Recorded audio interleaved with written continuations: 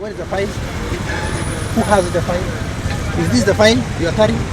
Faith Kaniffa n'omwami Andrew Ruhanga ne bazadde baabwe balumbye ekitebe kya poliisi Naguru nga baagala omudumizi wa Poliisi Gen Kale Kayihura ayingire mu nsonga zaabwe oluvannyuma lw'okuwaba omusango gw'okubibwaako omwana waabwe Wakiso n'ebujjuuko ku poliisi naye ne batayambibwa.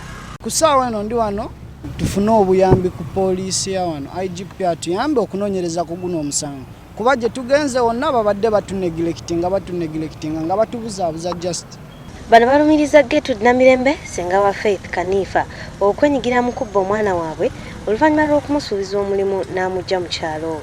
Bwe baatuuka mu mmotoka n'amuwa ebyokunywa nga Faith we yakoma okutegeera ng'agenda okudda engulu ng'ali ku poliisi y'ebujjuuko ng'omwana we eyali wa ssabbiiti 3 zokka tamukubako kyamulubaale. Bamuwa ebyokunywa nga mulimu splash bo ne batwala omwana ye ne bamusuula mu nsiko ekibira kye bayita kitugumu.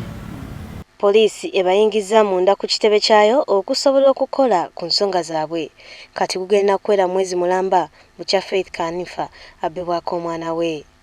Kwa WBS TV, Rebecca Namboze, Naguru.